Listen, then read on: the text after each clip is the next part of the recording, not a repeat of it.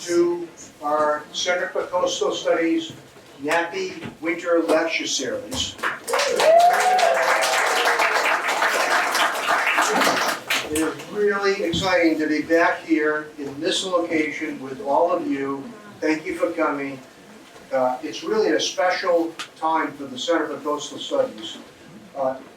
Some of you may know, we, the Center for Coastal Studies, and Napi's Restaurant started in the same year, 47 years ago. And Napi and Helen Van Derrick and Stormy Mayo and his family, his father, his family, worked together, and we've launched these two Provincetown institutions together. And we've been working together and support each other for years. Napi has been, and Helen have been as generous to us as ever for all those years. We lost Napi 4 years ago on Christmas Day, but his energy and his legacy and his support lives on. And to be back here together in his restaurant with our people from the Center for Coastal Studies is really pretty cool.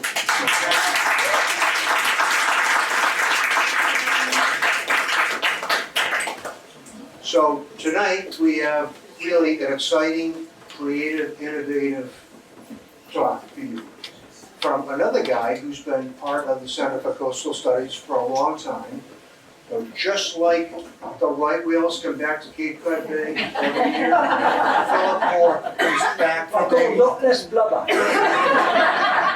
It's like this land whale. Keeps coming back to see us every year. And I think many of you have probably read his biography, but I want to tell you, Philip has done 9 works of nonfiction, including one called The Leviathan or The Whale, which was a winner of the BBC Samuel Johnson Prize. He's also the co-curator of the Moby Dick Big Read, which is a whale symposium and exhibition in Plymouth, England. He's also a professor of creative writing at the University of Southampton, back again in the UK, and a regular visitor to the Cape.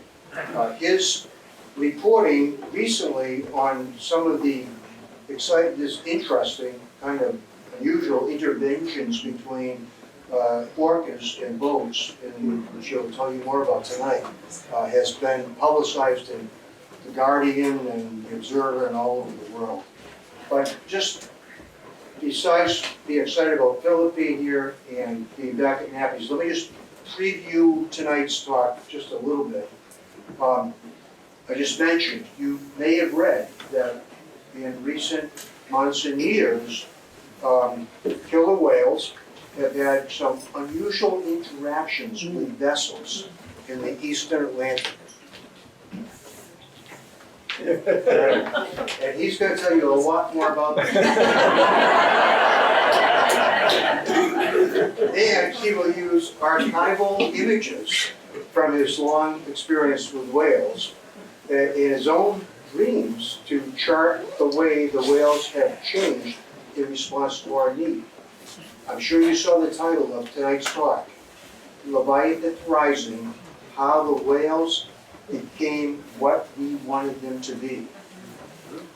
So the question that Philip will explore with you tonight is, do we want them to be ambassadors of the natural world? Do we want them to be apex predators doing their thing? Or do we want them to be mutating animatronic future beings? Whatever that is. Which whales will we choose? Now that it's down to the wire and down to the meat. I've said enough. I want you to welcome.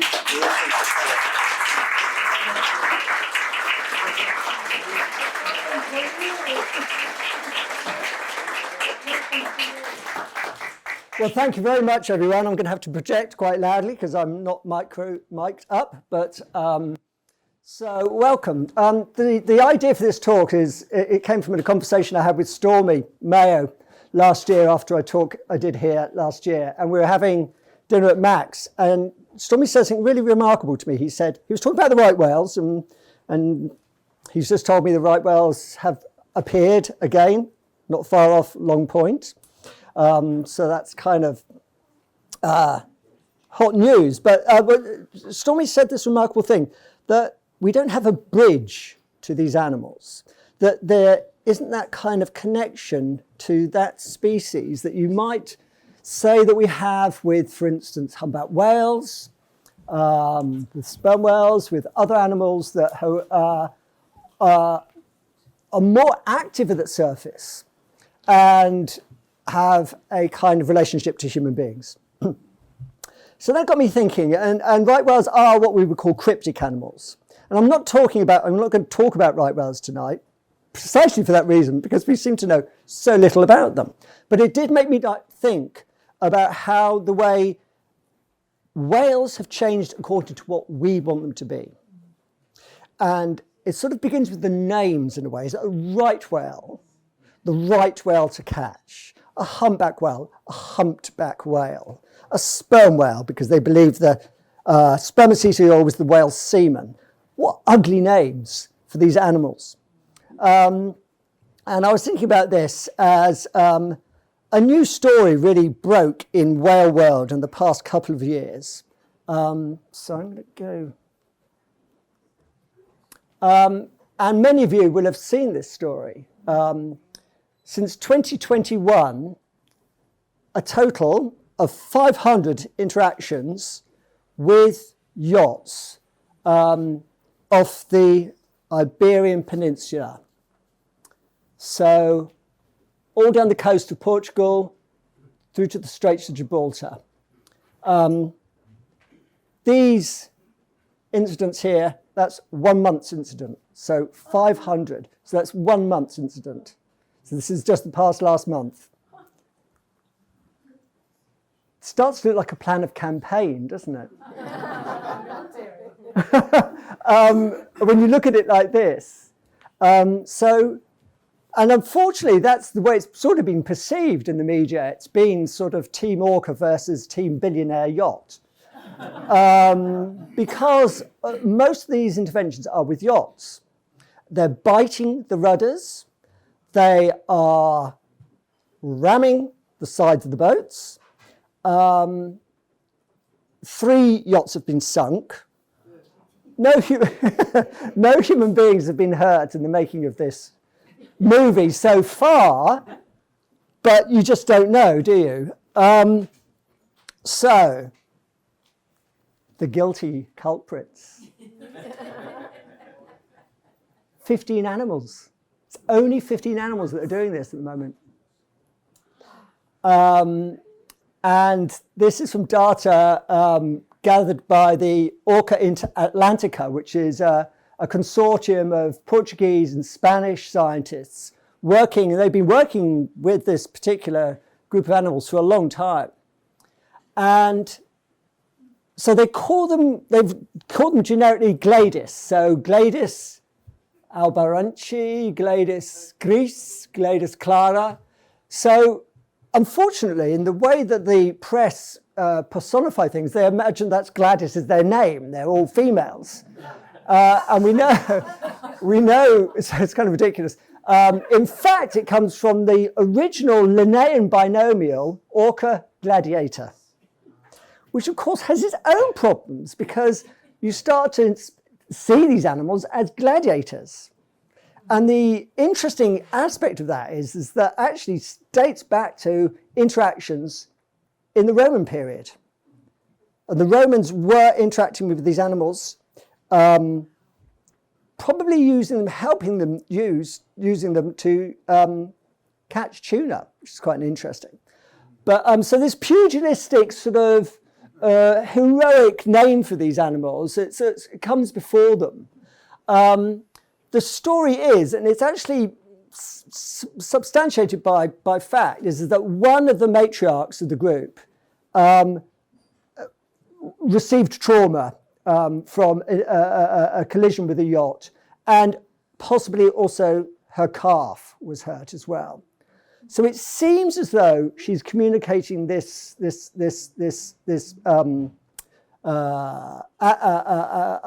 intervention. I will not use the word attack, intervention or interaction.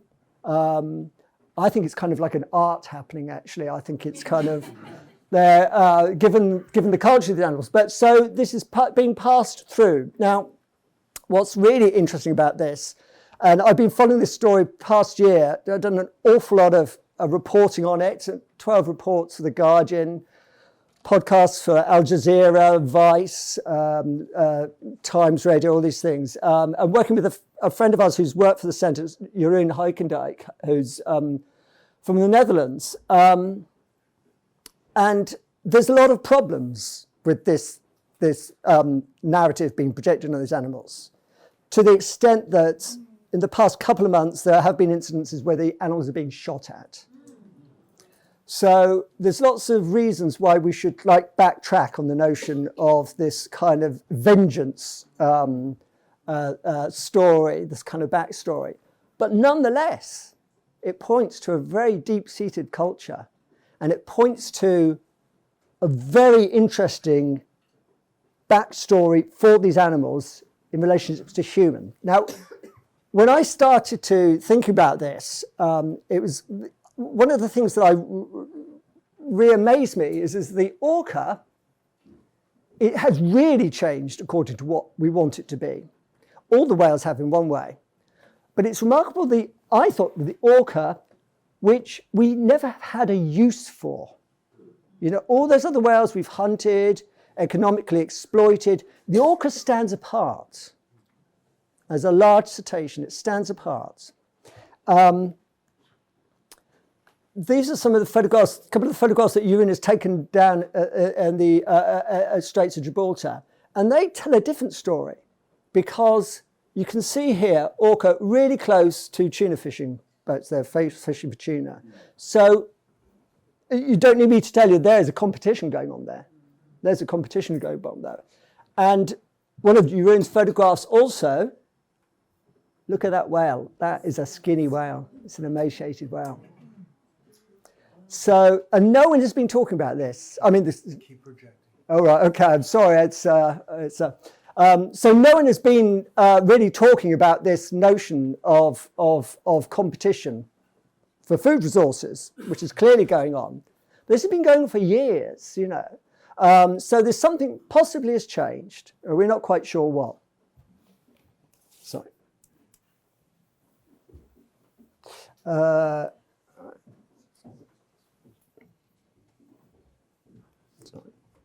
Know what's next. Right, so, sorry, I'm just... So, to look at the orca or the killer whale, and killer whale is the term I prefer, because I think orca is a modern usage of the word, in a way, although there are arguments against that.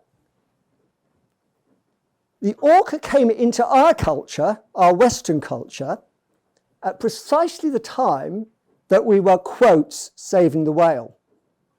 So there was a swapping. There was a swapping over of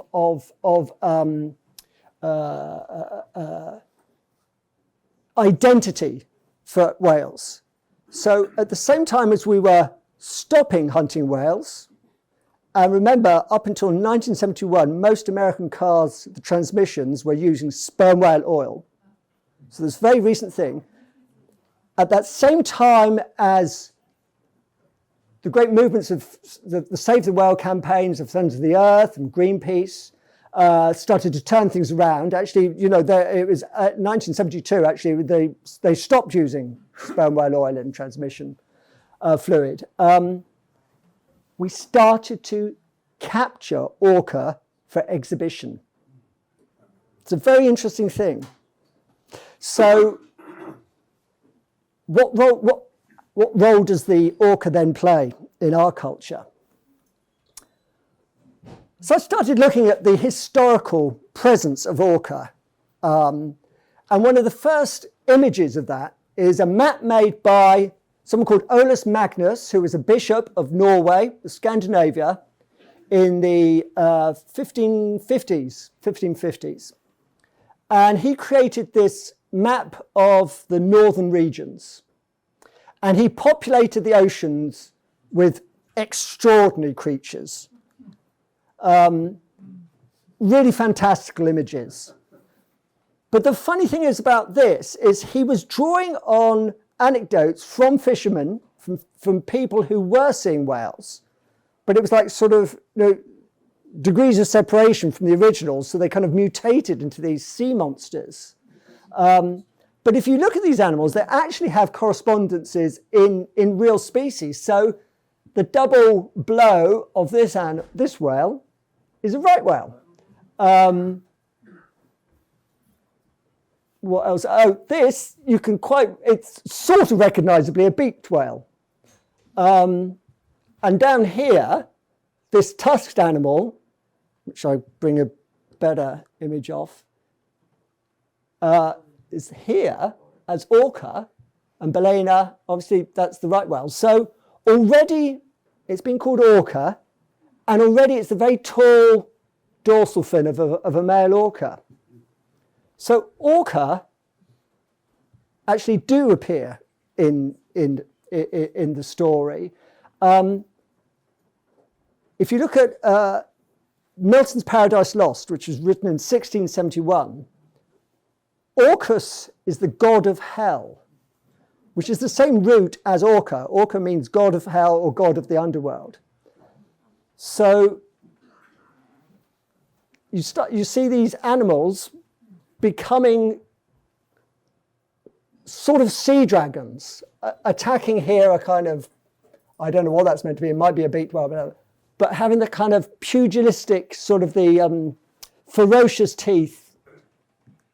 And here, in a book by the Swiss naturalist Konrad Gessner, this is in the New Bedford Whaling Museum, this is 1558, and he reproduces this is from Magnus's map, but Gessner, who's a very skeptical and rational scientist, says, does this look like a real whale to you?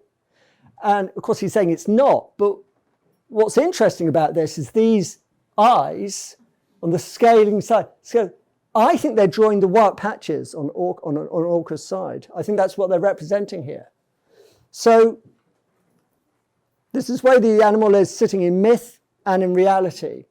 And what's really extraordinary about this book, which is Gessner's 5-volume Historia Animalium, which is a very comprehensive encyclopedia of every animal in the world, basically, as far as he could do, that he also creates this image of a killer whale. So this is 1558. I mean, that's at the same time as that picture is being made. So, and this, as the inscription says, is actually from an orca, a killer whale, stranded in Hartlepool in England. And there are some weird bits, this kind of weird sort of dangling things from the nostrils in this strange shape here. But it's basically a pretty accurate picture of a killer whale. So it just, I think it's very interesting how that sense of what the orca has meaning in the modern world is paralleled by images around the same time from indigenous people in the Northwest Pacific, where carvings from totem poles and other carvings actually use the orca with the tall desert, but mash it up with a wolf and an otter. It's this really strange combination of animals. And at the same time, the Aboriginal peoples of Australia, off the east coast of Australia, believe that when they die, they become orca. And the orca, this is a place called Twofold Bay, Eden, just south of Sydney. And there is a very long tradition of human interaction with orca here, cooperatively hunting humpback whales. And the orca would round up the humpbacks, bring them into Twofold Bay, which is quite a shallow bay. I've been there. and they would take the tongue of the humpback, because that's really what they only wanted to eat. That's the only thing they really were after. And then the human hunters would come in and take the humpback whale, which is obviously easier to, I mean, it's dead by that time, and tow it into shore. But it's really interesting because this story, if you look at this online, they talk a lot about this particular male orca called Old Tom, who is said to be the leader of these orcas, completely disregarding the fact they're matriarchal animals, they're led by a female. In fact, orca, one of the few species where the postmenopausal female is the most important animal in the group.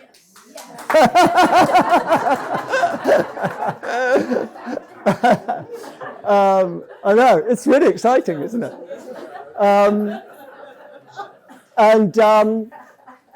So again, sort of like patriarchal presumption that they assume that the male is doing all this. But in fact, it all goes back much further because Aboriginal history is not written. It's really difficult to trace that. But they have traced it genetically in these animals, and they've traced the genetic animals in Twofold Bay being related to orca in these different places. What that speaks to is the global reach of these animals. The global reach. They are present in every ocean, in their evolved state for the past 6 million years. A deep matriarchal, matrilineal culture, which is defined by their vocalizations, by their diet. Like humans, like we define our culture by our diet. That's how they define their diet. To me, that is mind-blowing, because you're talking about a culture which parallels human culture, a species which is trans-global. And when I started trying to research about whales and was coming here, there was only one species of orca. There are now 11 species of orca.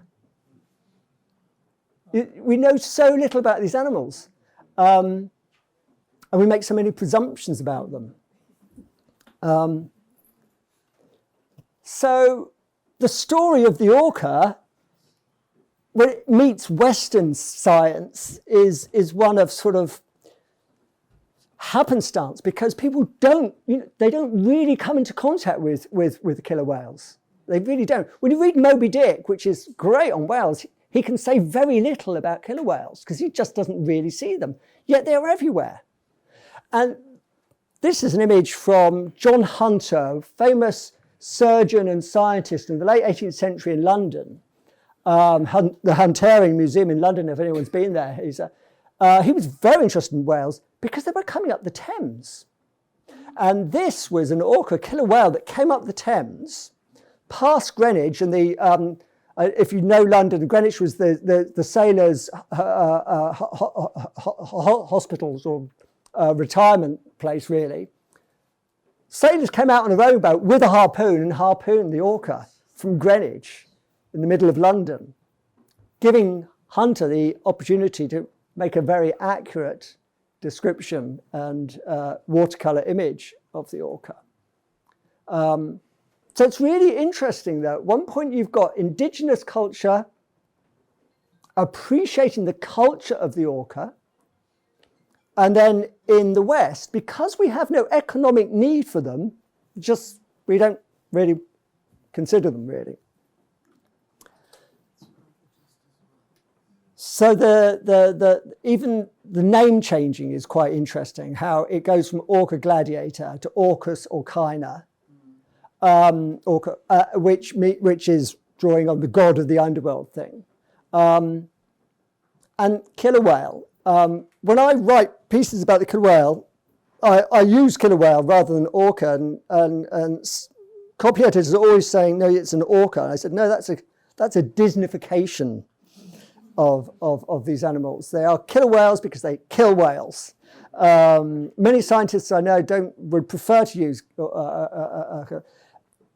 because I think the use of orca is a way to kind of gloss over the fact of what we have really done to these animals in a very specific way by making them captive. And it's the most terrifying story in a way. When these animals are taken away from their pod, they are still vocalizing. Single animals in captivity are still vocalizing to their pod, who might be 200 or even 1,000 miles away. So yeah. The next time I find the orca appearing, it's really interesting. In this film, silent film, filmed on the Terra Nova expedition to the South Pole with Robert Falcon Scott, the famous Captain Scott. And that's filmed by a guy called Herbert Ponting. And they make it into a movie which comes out in 1922 with this very sort of Moby Dick title, The Great White Silence. Also quite an imperialist title in a way. If you read this, one of the most hardiest and determined explorers ever to have penetrated its icebound shores, and at the heart of the dread and sterile desolation, there is a spot that only 10 human beings have trodden since God made the world. That spot is the uttermost end of the earth, the South Pole. So this sense of humans, suddenly that humans have discovered the South Pole as if it didn't exist before.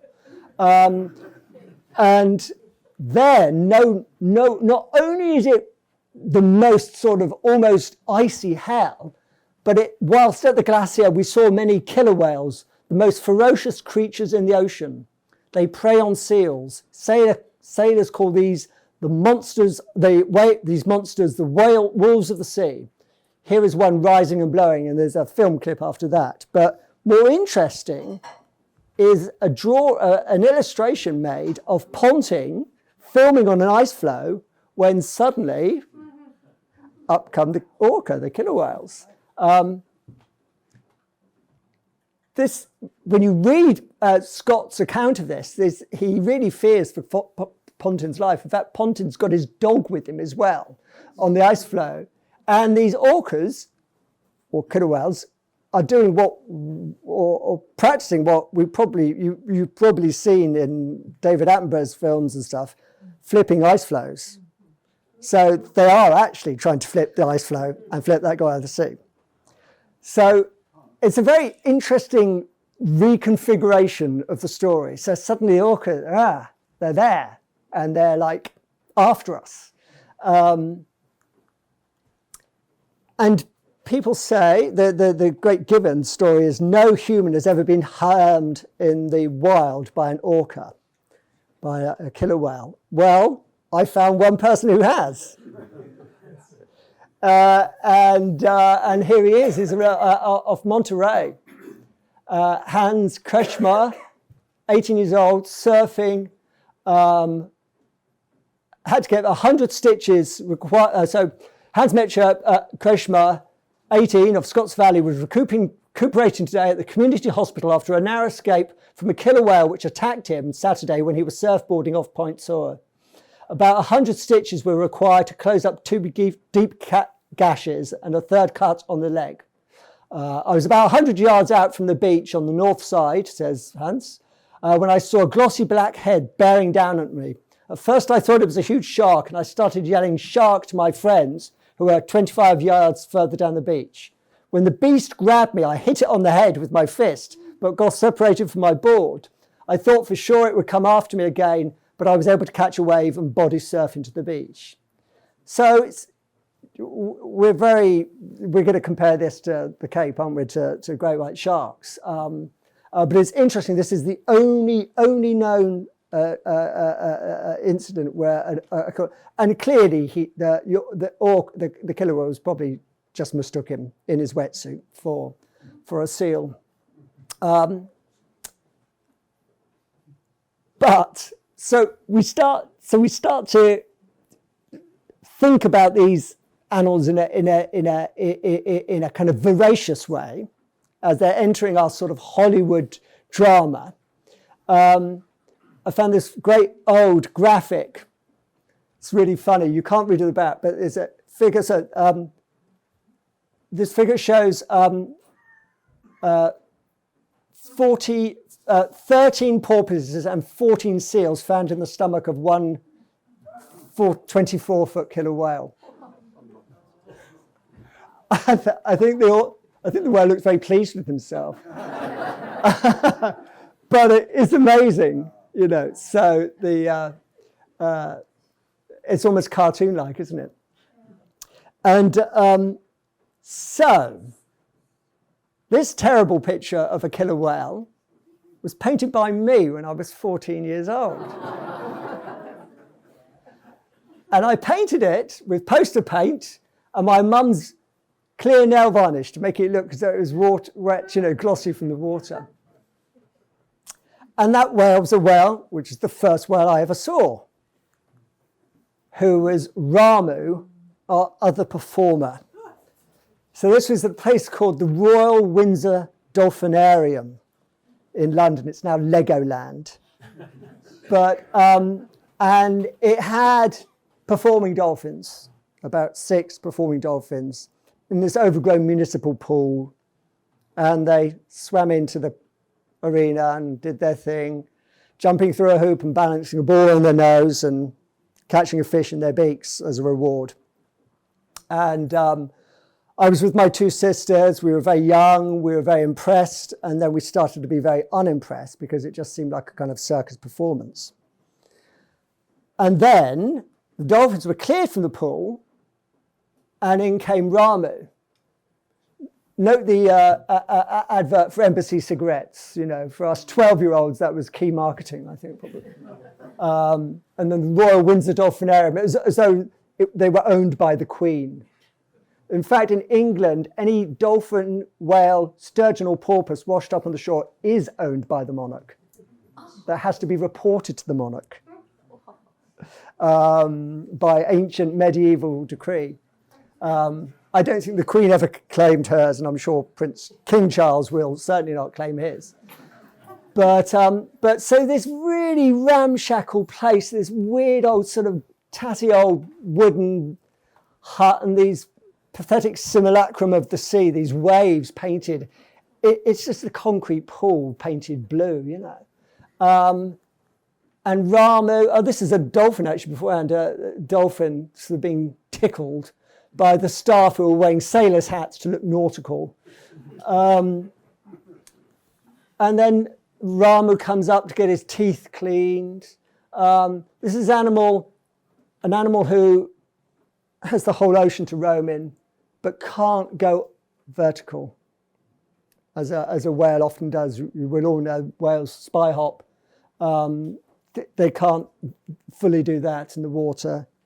And then Ramu did the same thing, jumped through a hoop, bounced a ball in his nose and got a fish as a reward.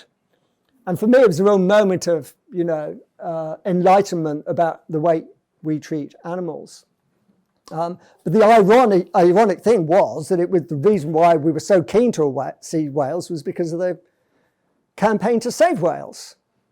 So as typical humans, you're going to try and save whales, so we have to show you whales, so we'll put it in a concrete pool and make it perform tricks.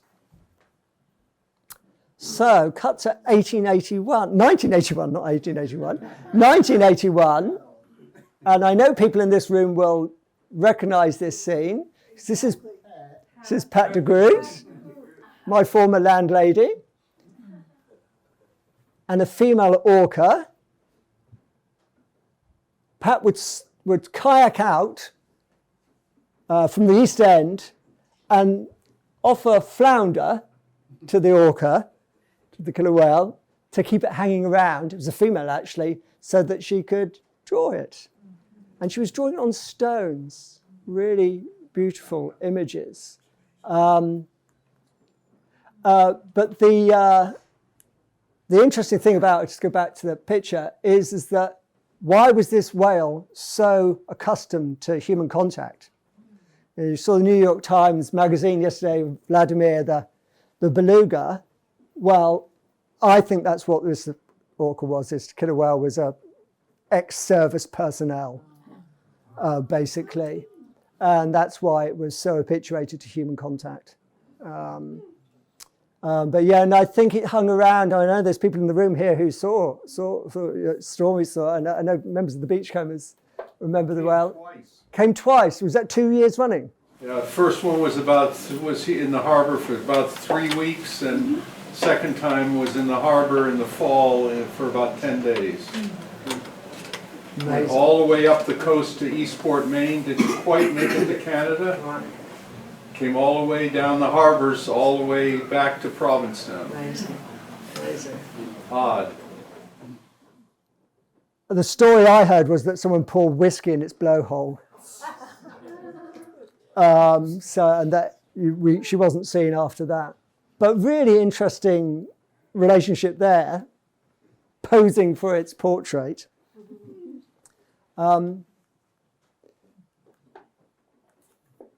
So I've got a little film now to show you, which is going to tell the rest of my story. Because the first whale I saw, an orca, made an appearance here. So the film will explain all. Can we? Thanks.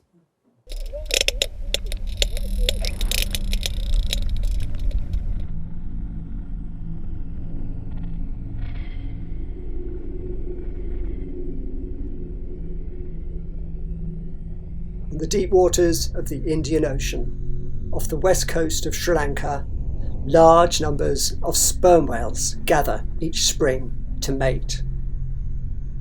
These giant marine mammals live in a world almost completely removed from humans.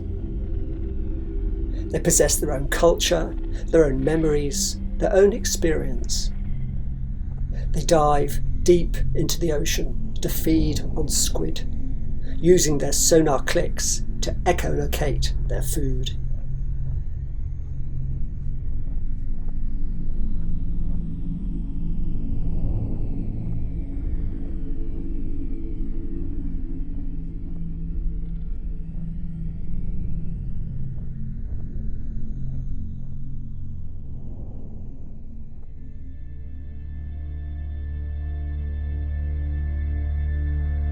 As we entered their world, the warm waters seemed calm and full of life. But quite suddenly, that mood changed.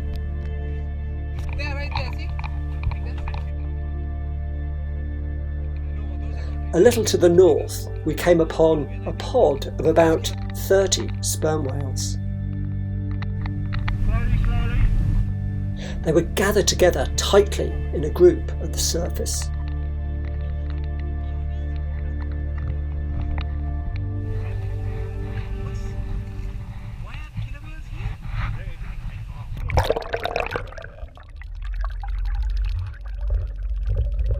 As we dove in the water, we could see the adult males had assembled themselves around the females and their calves. We could hear their sonar clicks.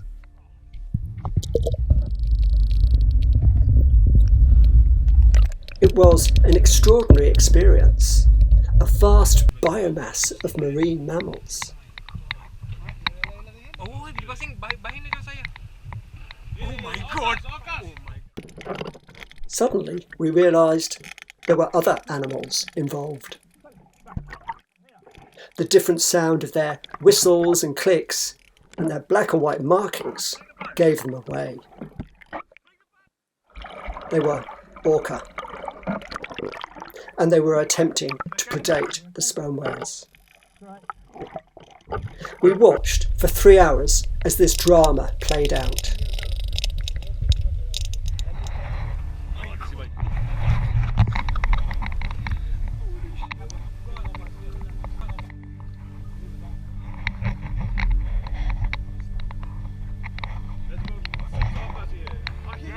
They're attacking here. There you go. They're fighting. They're attacking here.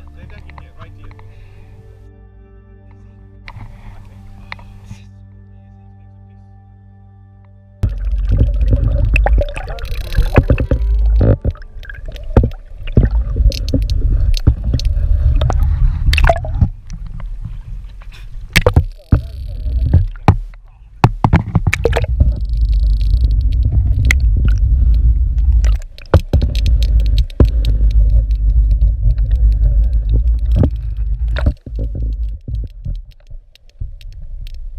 The two pods of orca were diving under the sperm whales, attempting to predate their calves.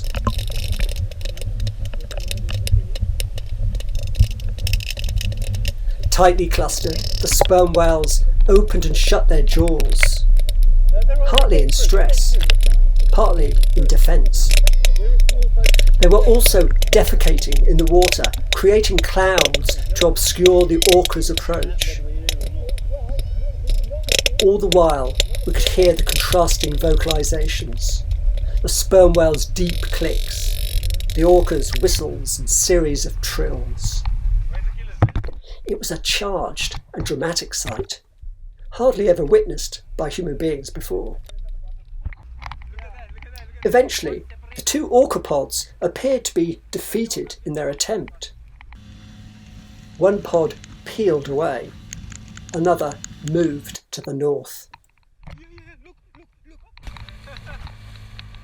Then suddenly they dove and reappeared right alongside our little boat. We were surrounded by these incredibly fast, powerful, and highly intelligent animals. We had no agency in this situation. All of the choreography of this encounter was entirely under the orca's control. Then they began to circle us, closer and closer. Keep rolling, keep rolling.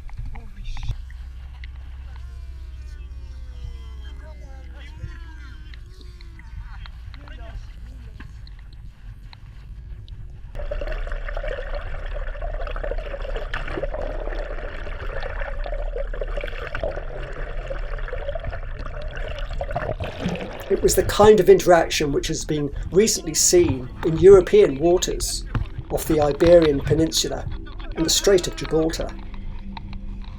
It was exciting and incredibly scary to feel ourselves at the centre of another species' attention.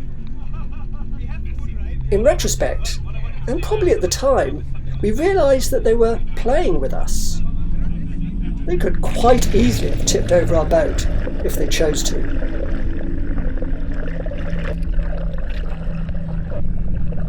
At least one female in the pod had a calf with her.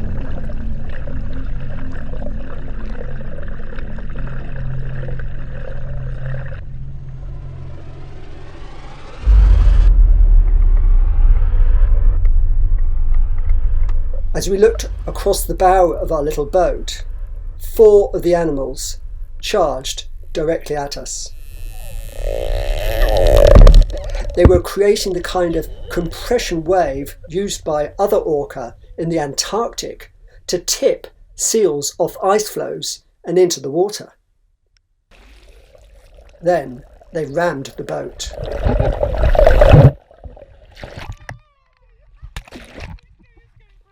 Whatever happened out there in the Indian Ocean, it was a remarkable interaction between 3 species: sperm whales, orcas, and human beings.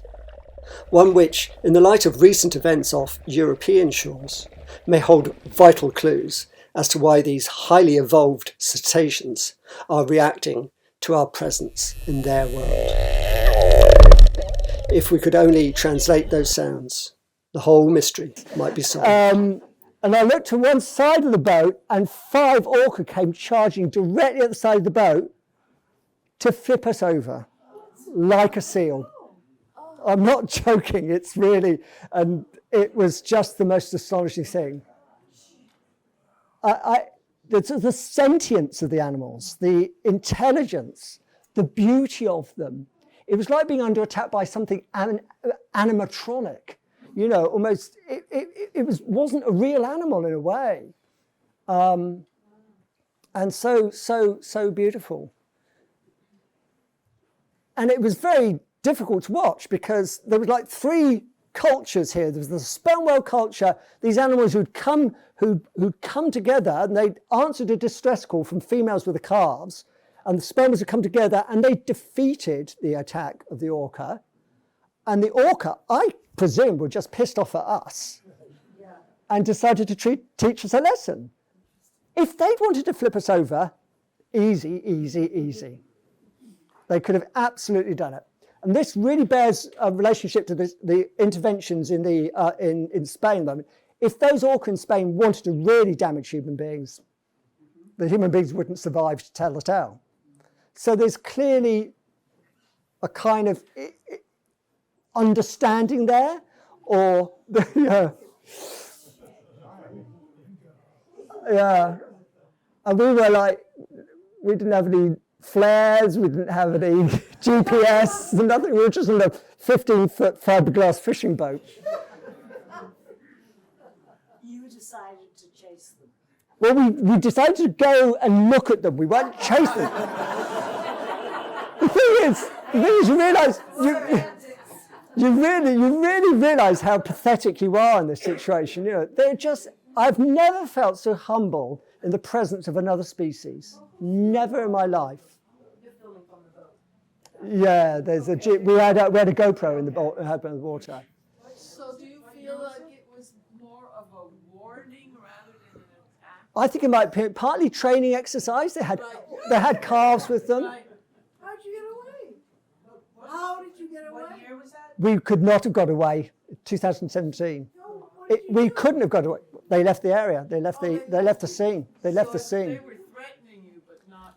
They were having fun with us, I think. And to me, that complete. Not necessarily with intent to kill. If they'd wanted to, they could They just could, easily have but done. They didn't. They could have easily have done that. Yeah, yeah. Wow.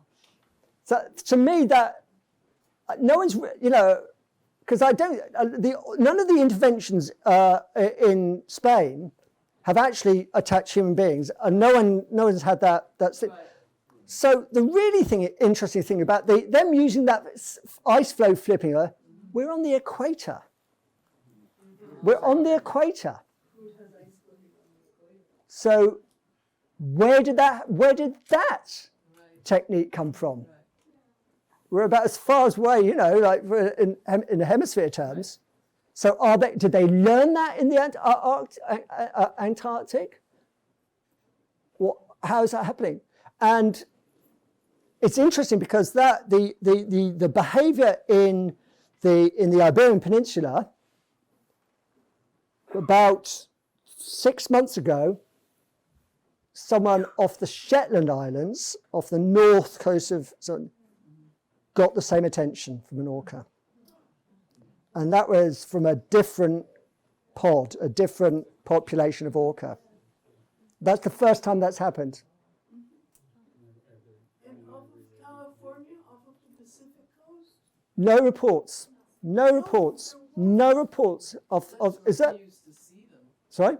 That's where we used to see them. And Right, yeah. they're attacking rudders and things. But not in the Pacific. I haven't had any reports. I don't think so. I think it's been specific to the Iberian Peninsula. There have been other incidences in the Atlantic historically. There was one where someone was sailing to Boston from, I think, Lisbon, and their boat was sunk, their yacht was sunk by a killer whale, and they were actually brought back to the Cape. It was a Dutch. They were involved in a transatlantic race. And that was in 1981, I think. But they're very few and far between these things. But what all this says, isn't it, is it speaks to their culture. Their culture. Their intelligence. Sperm whales are very intelligent. Intelligence is, we could discuss that, but the sperm whales have a very defined, again, matriarchal culture. And that's obviously a historical thing between those two species. So Hal Whitehead released a paper last month, really interesting, about sperm whale culture, which he talks about. They've been around in their evolved state, or as far as we know, 24 million years. So what Hal has been trying to look at is what are the traces of our impact on those populations? So the really interesting thing about the orca interaction with Aboriginal Australians is that Aboriginal Australian culture is the oldest human culture on the planet, as far as we know, traceable, as far as we know, 60,000 years, Aboriginal culture. So does that have a relationship with orca going back that far, and whales? The Maori people of New Zealand have more names for whales than we have. They believe that they are directly, like the Australian Aboriginal people, directly related to sperm whales and also to kauri trees, which is very ancient 2,000-year-old trees with wrinkly bark. And they compare the wrinkly bark of the orca, of the sperm whales, the wrinkly bark of the kauri tree to the sperm whales' wrinkly fangs and to old human beings. They say these are. So it's, there's so much beauty actually. There's so much beauty in this. And the other thing I think about, having spent a lot of time, when I've been lucky enough to see a lot of whales in the water, because when we see whales, generally you only see a tiny bit of them. Maybe you see the whole thing when they breach, but generally you see, most of the time you're seeing a tiny bit of them, or you're seeing them dead. The animal in the water, I think, like birds, are, and many, I think probably many animals, are aware of their own beauty. They are aware of their own beauty because of the way they move in the water is so sublime. It puts the way we occupy our space to, we're clumsy things bound by gravity. I think a lot of the reasons why we treat the whales we have treated them is out of revenge for them having left the land, for not paying mortgages, for not driving cars, for not having culture wars. Or maybe whales do have culture wars, I don't know. But Hal Whitehead, who is really wide-thinking, like Stormy, about these animals, thinks that sperm whales, he's particularly keen on sperm whales, he works at Dalhousie, might have started to think about their existential selves, about their existence on the planet, to the extent that Hal hypothesizes they might have developed their own religion. This is a very experienced scientist saying this. That's why I love whale scientists. I think it's because you're dealing with such an extraordinary alien species. It's quite funny that at the same time that we were trying to, in the 60s, trying to deal with UFOs and also sending out probes into outer space, that there were these aliens creating these own sonar sounds, And there's now a project to, I feel rather ambivalent about this, a project now to try and, quotes, translate sperm whale clicks. Hal's paper, which was published last month, I do check it online, it's amazing, talks about the 7 clans of sperm whales in the Pacific. Those clans are 20,000 animals strong. And they interact, but they don't interbreed. So they have their cultural identity, which they maintain. They don't have wars about it, as far as we know. So they live with one another, but they don't interbreed. But one thing which really made me laugh that Hal told me, I was interviewing him by email I wrote a piece about it for The Guardian, he was saying that they exhibit a kind of democracy, a consensus, that the animals agree to do things collectively. So democracy is not dead in cetacean land. And of course they are matriarchal. And this really makes me laugh. He's watched a very large group of sperm whales spending 2 hours deciding whether to take a 90-degree turn. Should we go this way? No, what about that way? I think over there is good. But these animals can only exist as themselves, not as an individual. None of those whales can exist without other whales. home to a whale is other whales. And you feel that when you're in the water with them. I've been in the water with sperm whales. You feel that sonic connection with them because they're feeling one another's bodies through the water. We know sound travels 5 times faster in the water than it does in the air. They are physically feeling one another and they are communicating. So they don't particularly hear, they feel. We know that whales don't, their actual ears are not that useful. They are feeling often through the jaws. So they are feeling one another's presence. Imagine 20,000 whales doing that and expressing their culture. How Whitehead talks about it is though when you meet, one group of people with one kind of tattoo and the other group of people with one kind of piercing or whatever, these cultural signifiers, that their vocalizations express those differences as well. So the sense of difference is really important, but also the sense of togetherness is really important. It's an amazing notion, and if that goes back in sperm whale culture for 24 million years, the project, the AI project to try and interpret sperm whale clicks worries me because what do we do if we do translate it and we start talking to them? I mean, they don't have a vocabulary, but we communicate with them. We in the West don't have a very good track record on first contact with other groups of people. I am actually quite seriously worried about that because if you do start interfering with those animals' culture, we've already done that by taking them out of their environment, by exploiting them. All those generally Western ways, and most people in this room, we were still hunting whales in our lifetimes.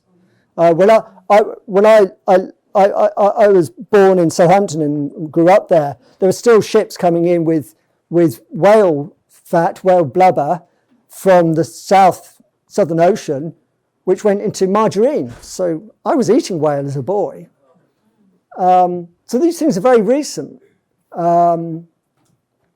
And yes, I wonder what. So if you really do start to anthropomorphize in a way, but if I was to anthropomorphize about the killer whale orca interventions, I do wonder what that's saying to us at this point in time, when the sea is acidifying and warming up. There are so many pressures. Anthropogenic noise is completely messing up their world. Plastic, of course. And these things are very recent. So if you think about orca can grow get to be 100 years old.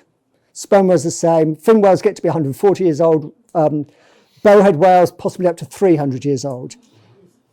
They have individual memories of before the time we came and messed up the ocean.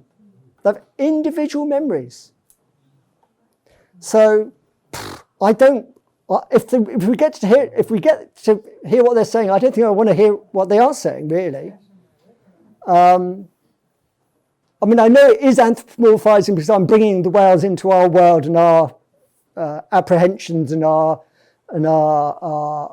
prejudices and things. But when you look at their world, it does kind of seem Edenic in a way compared to what we've done, really, in a way. Anyway, I'm going to stop talking. Sorry. Sorry.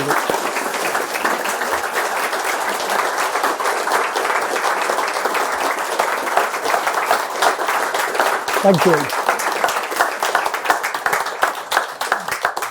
Philip Hoare, thank you for incredibly stimulating and challenging presentation and ideas. Thank you for sharing that extraordinary video. This is that I can see people are just mulling this over and thinking, do you have time for Yeah, of course, yeah. All right, yes, Valerie. So thank you so much, that was great. Have people thought about the concept of post-traumatic stress. Oh, yeah, in whales, absolutely. especially the ones that are attacking Yeah. the ships. You might want to repeat So that. the question is, have Oh, yeah. people thought about the possibility of post-traumatic stress on whales? I think that's clearly going to be a factor, isn't it? But again, you know, we don't know much about the psychology of whales, but that would clearly be a possibility, wouldn't it? Yeah. Yes, back there. So did I hear you correctly in the beginning that it was 15 whales that were doing Yeah, it? 15 whales. 15 whales. 15 whales. These guys are like hoodlums type of thing. Yeah. I mean, if you want to characterize it, Ones that are that's... saying, hey, Yeah. now are they, do you think they're communicating with worldwide? Well, the fact that the orca in Shetland, like that was about a year ago now, no less, 9 months ago, that was the first incident that had happened since all this stuff has kicked up. So one can only suppose that is. But then, you know, the orca who trying to flip us learned their technique from the pole. You know, that's much further distance. So, you know, these animals, you know, they've got this global network apparently. I mean, we don't know, but I mean, they clearly can. So one, you know, you might have 11 different species of orca or ecotypes of orca, but clearly they, quote, speak the same language. I mean, it's not language, but they communicate. So yeah, I mean, yeah. Right here, please, go ahead, sir. You had said, and just now also, that there are 6 or 8 species of orca? What does that 11. mean? 11. 11. Yeah. There are small differences. So the question Oh, was, sorry, what yeah. about there are 11 species of differences? What does that actually mean? I mean, they're very small differences in markings and size, in feeding, so that's kind of a cultural thing. But yeah, that's... Would they be able to interbreed? Do they not? They don't interbreed, no. And They don't interbreed. Well, like the sperm whales in a way, yeah. Xenophobic, right. Yeah, over here, sir. So, hopping species, we've been focused on killer whales up to this point. There's a bit of popular historical writing, the book The Tragedy of the Whale Ship Essex, Oh, yes. which posits, one isn't certain, but it posits an attack by a whale on a whale vessel. And I'm curious, what's the scientific take on that? Is this all nonsense, or? Well, so gentleman's talking about the attack on the whale ship Essex, which is the founding story of Moby Dick. So that's always the reference point people go to when you're talking about whale attacks. But there are many interpretations of that. But one interpretation of that is that the whale involved. So the whalers customarily would kill calves, so the females would come in to protect them, rather like the males were coming and the females were coming to protect the calves in Sri Lanka. That's what was happening in Moby Dick. So in any animal, if you get between the female and the calf, you're going to create a great deal of tension and whatever. I mean, we were in the water when you wouldn't go near a whale but when sperm whales with calves are very, very proactively defensive, using tail slapping. So the possibility is that that's what that attack was. But it does seem that the whale did it twice, head-butted the ship once, and then came back and did it again. But yeah. Another question? I worked for the state of Alaska after Exxon Valdez, and the thought was that the pod of orcas in Prince William Sound disappeared. Some people worried that they died because they had eaten food, but I'm thinking pods don't necessarily have a home place, so they could easily go on elsewhere. But they'd been there for years and years and years and years. The fishermen had really some charming stories about the relationship of that pod to Prince William Sound. Well, you have transient and resident populations of orcas, so they transients who are moving around and residents, which you have a lot off the Northwest Pacific coast, don't you? Very well studied, and lots of really good studies of those animals. Yeah, so. You said to move on. Yeah, I mean, and the trouble is now whales are being dislodged from their patches by, changing water temperature, food sources, sound. So, yeah, that's definitely happening a lot. Laura?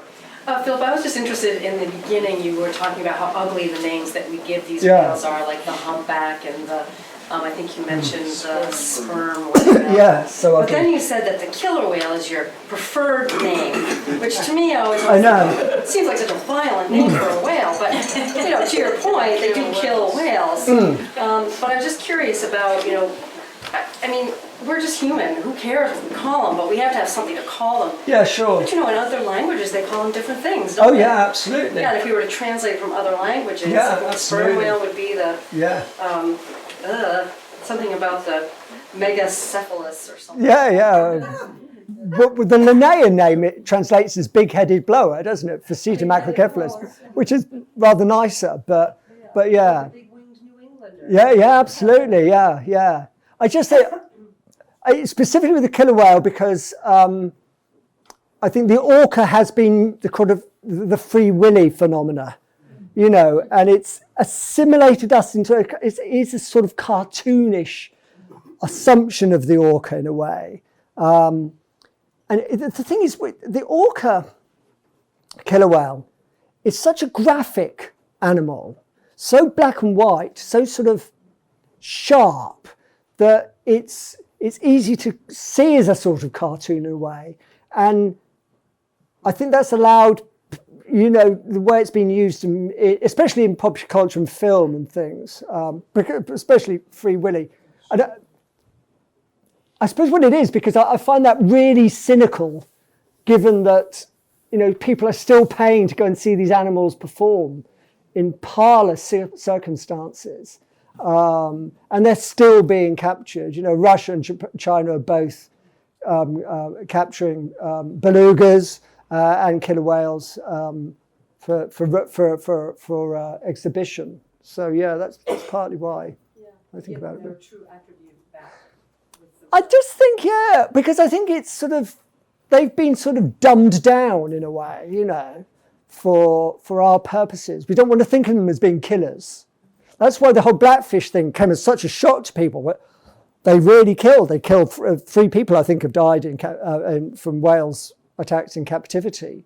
So it kind of shook things up. Yeah. All right, 1 or 2 more questions? Yes, sir. Can you talk about killer whales in this area? And I've heard there's a few sightings recently. Maybe a bit more about that. Yeah, there was this report, wasn't there, of Dennis will remember, off Nantucket. I think there was a report of not a great number, was there? I can't remember how many. I defer to Stormy. Yeah.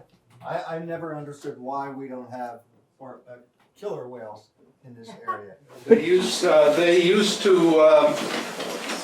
to be here in the 50s and 60s. In fact, Napi and I used to talk about it. Strowman, he can't hear you. I can hear it. Okay, yeah. They used to be here in the 50s and 60s, and they had, some people here may remember when they had the schools of tuna trapped in the harbor, and we had, my father used to work next to them. The tuna wouldn't hit baits when the orcas were around. I still call them orcas. And it's thought that they left, they no longer had tuna in the numbers they needed. But we used to see them feeding on tuna regularly south of the point. And they usually were here in August. One tuna fisherman harpooned one, a female, and the whole pod left. In fact, that whole August we didn't find them after that. So they were here in numbers, but now no longer. Many stories about them. I spent lots of time with them. There was never any indication, even after harpoon, that the orcas were going to butt the boat or whatever, and the one that came into the harbor, I was in the water with it when it was trapped for a while behind flats, and one had the sense that there was no threat whatsoever. When I look back on it, I think maybe I shouldn't have been so cavalier. But they used to be here in numbers, and I assume that the pods that go by offshore, and they're reported every year, are probably the same animals or the same genetic stock that used to come in here. It used to be 15, I think we thought there were 16, and then sometimes 13. There were usually 2 large males with high dorsal fins, big animals, feeding on giant tuna. My father was a tuna fisherman. He estimated he saw one male with a 350-pound tuna still alive in its Amazing. quite a dramatic scene. They drove the tuna onto the beaches that one time. Wow. We had a number of tuna came up on the beach, terrified. That's why Stormy Bay was a treasure. Misha, what do you say? Would the seal population now bring them back? Or the great You would have white? thought so, wouldn't you? Maybe that's what those the ones off Nantucket this year. It's possibly that was it. Okay, one more question, yes? Aren't there reports that they're also killing sharks now? The killer whales? Yeah. Oh yeah, they do that in South Africa. Or just that's a new thing? No, they've been doing that off South Africa for quite as long as I Off the Pacific, off the northern Pacific coast too. as well. Yeah. Yeah, they come up and they take out just the liver. It's amazing, isn't it? Surgical. It's surgical, isn't it? Literally. I just have, sorry Rich, I just want one last image because, these are stills from that encounter. I mean, that is incredible, isn't it? That looks like a hide, a carving. But when they left, we pulled the hydrophone out of the water and it had been bitten off. So that was another message. They're destroying the evidence. Thank you.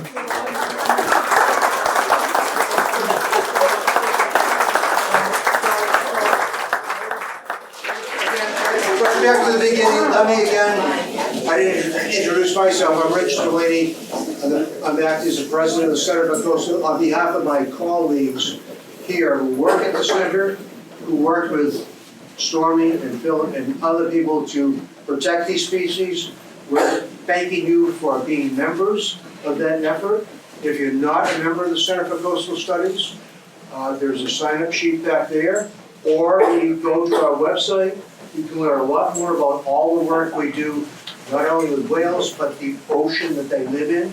Because if we're gonna save and protect whales, we need to save the ecosystem that they live in, and we're part of that ecosystem.